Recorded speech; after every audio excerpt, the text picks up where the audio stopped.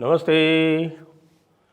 आप सभी से अनुरोध है, कृपया चैनल को सब्सक्राइब करें, सब्सक्राइबर बटन दबा के और बेल आइकॉन दबा के।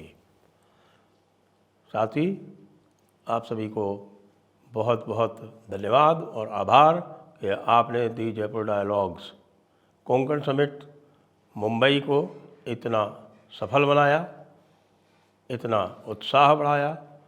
पूरा आपने वहाँ भी हाउसफुल किया और साथ में जो उसका जो लाइव टेलीकास्ट था, लाइव ब्रॉडकास्ट था, उसको भी आपने भरपूर समर्थन किया। इसलिए बहुत बहुत हृदय से आभार पूरी जयपुर डायलॉग्स टीम की ओर से। ईरान और अमेरिका हर मिनट तस्वीर बदल रही है, यानी कि शुरुआत कहाँ से होती है, फिर कैसे बदलती है, क्या क्या चलता है, वो सब यही दिखा रहा है कि भाई ट्रंप के ऊपर कोई भरोसा किया ही नहीं जा सकता। अब आप देखिए कि न्यूयॉर्क टाइम्स से सवेरे सवेरे जैसे ही भाई साहब उठे होंगे, मेरे ख्याल से 6 बजे के आसपास सवेरे सवेरे उन्होंने ट्वीट कर दिया कि भाई 5 दिन के लिए हम जो है हमले रोक रहे हैं। अमेरिका की तरफ से 5 दिन तक किसी भी एनर्जी इंफ्रास्ट्रक्चर पर हमला नहीं किया जाएगा।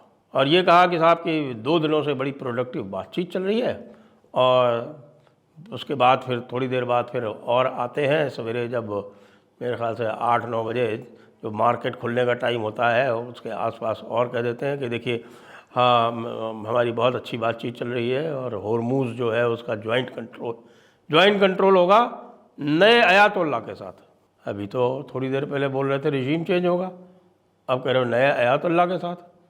आखिर कहना क्या चाहते हो? वही पुराना जो फिल्मी डायलॉग है ना, बॉलीवुड का बड़ा फेमस, आखिर कहना क्या चाहते हो। उसके बाद फिर ईरान की तरफ से डिनायल आ गया, हमारी कोई बातचीत नहीं हो रही है और ये जो कुछ भी ट्रंप कर रहा है वो ऑयल मार्केट को प्ले करने के लिए और अपनी मार्केट्स को प्ले करने के लिए कर रहा है। बात सही भी थी। देखिए ऑयल की प्राइसेस एकदम से कूल डाउन हो गई। अभी मैं जब देख रहा था तो करीब 11.2% ब्रेंट क्रूड डाउन था, यानी कहाँ वो 111 पे 111 पे चल रहा था और 99 पे आ गया। एक दिन में 11-12% प्राइस टूटना अभूतपूर्व है। और कुछ लोग तो ये भी कह रहे हैं कि भाई ये बिल्कुल गेम प्ले किया था, पहले इन्होंने शॉर्ट कर लिया, ट्रेजरी ने भी शॉर्ट कर लिया, ऑयल प्राइसेस पे शॉर्ट खेल लिया और ट्रंप के दोस्तों को तो करना ही होता है। तो जो भी ख़ास लोग हैं उनको सबको पता था कि हाँ भाई ये अनाउंसमेंट आएगा, तो उन्होंने पहले से ही ऑयल प्राइसेस के ऊपर शॉर्टिंग कर ली। आप जानते हैं ना शॉर्ट करना क्या होता है? शॉर्ट करना ये होता है कि भाई आप पहले आपके पास जो कुछ नहीं होता है वो आप बेच देते हैं। आपने 50 मिलियन बैरल ऑयल बेच दिया उस प्राइस पे 111 पे, आपके पास है नहीं वो, you don't have that asset. और उसके बाद फिर जब प्राइसेस टूट गई तो आपने $99 पे $50 मिलियन ख़रीद के और डिलीवरी दे दी, है ना? हो गया ना मज़ा? आपने बना लिए पैसे जम के, अरबों डॉलर बना लिए। तो ये इस तरह के काम जो है वो ट्रंप करता है, चूँकि इसलिए सब ये कह रहे हैं कि ये अमेरिका वाले भी कह रहे हैं कि ये बिल्कुल एक प्लॉजिबल रीज़न है। और अमेरिका की बैंड बजी हुई है, मार्केट का जो ड्राइव डाउन है वो टॉलरेट नहीं कर सकते, ऑयल का बहुत ज़्यादा ऊपर जाना टॉलरेट नहीं कर सकते, 120 के ऊपर अमेरिकन इकॉनमी बैठ जाएगी। और ईरान ने ये गेम बहुत अच्छी तरह से खेला है, क्योंकि ईरान ने बाकी सब छोड़ के केवल 2 चीज़ों पर कंसंट्रेट किया है। उसको पता है अच्छी तरह से कि भाई यूएस और इजराइल की जो कंबाइंड फायर पावर है उसका वो सामना नहीं कर सकते। उनकी एयर डिफेंस ख़त्म हो गई, उनकी एयरफोर्स ख़त्म हो गई, उनकी नेवी ख़त्म हो गई। बूट्स ऑन द ग्राउंड का अभी नंबर नहीं आया है, लेकिन बूट्स ऑन द ग्राउंड यदि आएगा तो निश्चित रूप से कि ईरान की जो सेना है वो काफ़ी मजबूत पड़ेगी। इसीलिए ये लोग बूट्स ऑन द ग्राउंड ला भी नहीं रहे। लेकिन मज़े की बात यह है कि ईरान ने जब साफ डिनाई किया उसके बाद भी वो मान ही नहीं रहे, अलग अलग तरह के अलग अलग पेंच फेंक रहे। जैसा मैंने कहा कि ईरान ने तो बहुत ही अच्छी तरह से इसको प्ले किया, क्योंकि वो फायर पावर में मैच नहीं कर रहे थे, तो उन्होंने कहा कि हमारे तो बस दो ही ऑब्जेक्टिव हैं, और दो ही ऑब्जेक्टिव हैं, और दो ऑब्जेक्टिव ये हैं कि हमें तो किसी न किसी तरह से अमेरिका की मार्केट को ख़राब करना है और ऑयल प्राइसेस को बढ़ाना है $200 तक, होर्मुज़ को बंद रखना है। होर्मुज़ में हमारी इजाज़त के बिना कोई भी पास नहीं हो सकता। और ये ऑब्जेक्टिव उनका जो है वो पूरी तरह से, जिसको कह सकते हैं कि तीर निशाने पर लगा है। अब साफ दिख रहा है कि ट्रंप थक चुके हैं। ट्रंप ने एक तरह से हथियार डाल दिए हैं। उनकी समस्या ये है कि इजराइल जो है वो उनके काबू में नहीं आ रहा है। और उसके बाद का देखिए मज़ा, देखिए कि जब ये हुआ, ईरान ने जब पेजेश्कियान की तरफ से ये आ गया कि साहब ये ऐसा तो कुछ भी नहीं हुआ है, फॉरेन मिनिस्टर की तरफ से, फॉरेन मिनिस्ट्री से ये डिनायल आ गया, तब उन्होंने कहा नहीं नहीं, वो जो आपके कुशनर और विटकॉफ है वो ये लीक किया गया। वो बात कर रहे हैं पार्लियामेंट के स्पीकर से। पार्लियामेंट के स्पीकर हैं उनके मोहम्मद बाग़ेर गालिबाफ। मोहम्मद बाग़ेर गालिबाफ जो हैं वो उनके पार्लियामेंट के स्पीकर हैं। पार्लियामेंट के स्पीकर ने एक्स पर ट्वीट करके डिनाई कर दिया, मेरे से कोई बात नहीं हुई भैया, फालतू की बातें ना करो, मेरे से कोई बात नहीं हुई। लो भाई, अब कर लो बात। और उसके बाद फिर एक नया शगुफा छोड़ा गया है, एक नया लीक आया है। ये लीक कौन कर रहा है? ये लीक बस वो जो डीप स्टेट के जो ट्रस्टेड दलाल हैं वेस्टर्न मीडिया में, वो ये लीक कर रहे हैं।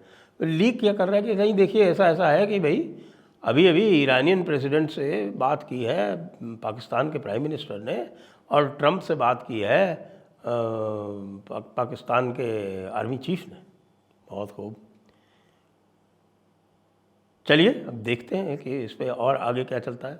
ऊपर से IRGC ने इन सब पूरे मीडिएशन टॉक्स के बीच में अपनी पोजीशन बिल्कुल क्लियर कर दी है, बिल्कुल क्लियर कर दी है। और उनकी जो 3-4 मुख्य शर्तें हैं वो क्या है कि सारे अटैक बंद होंगे तभी ईरान के अटैक बंद होंगे, यानी उसमें इजराइल के अटैक भी शामिल हैं। इजराइल के भी अटैक बंद होंगे तभी ईरान के अटैक बंद होंगे, एक बात। दूसरी बात कि इसमें किसी भी तरह की कोई न्यूक्लियर शर्त शामिल नहीं है, दूसरी बात।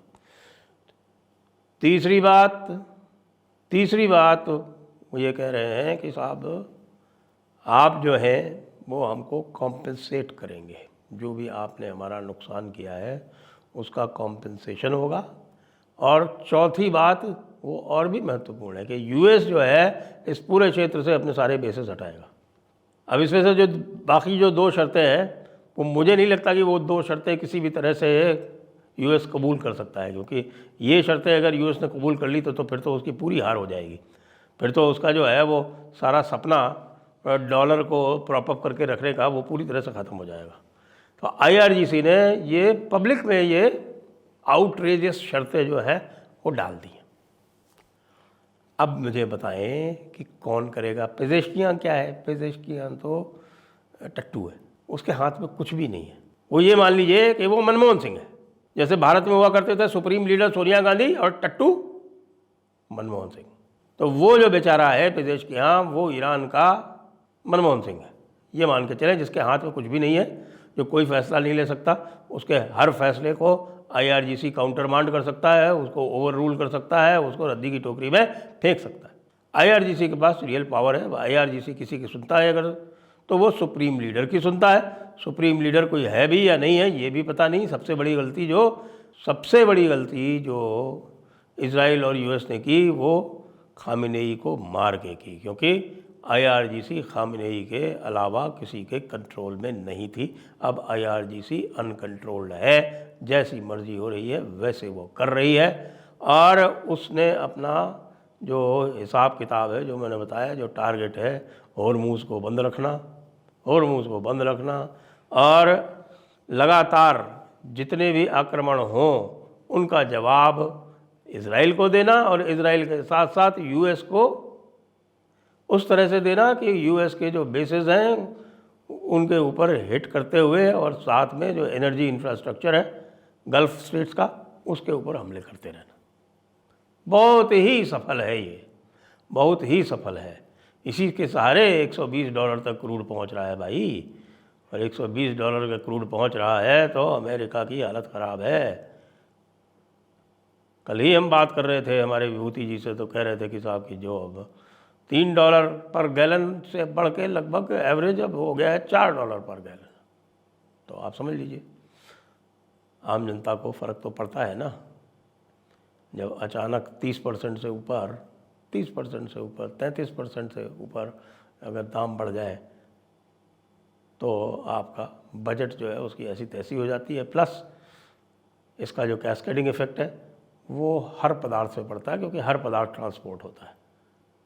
तो मॉल में हर आइटम की कॉस्ट बढ़ती है। इसलिए ट्रम्प अंकल अब कौन सा गेम खेल रहे हैं ये भी और आगे पता चलेगा।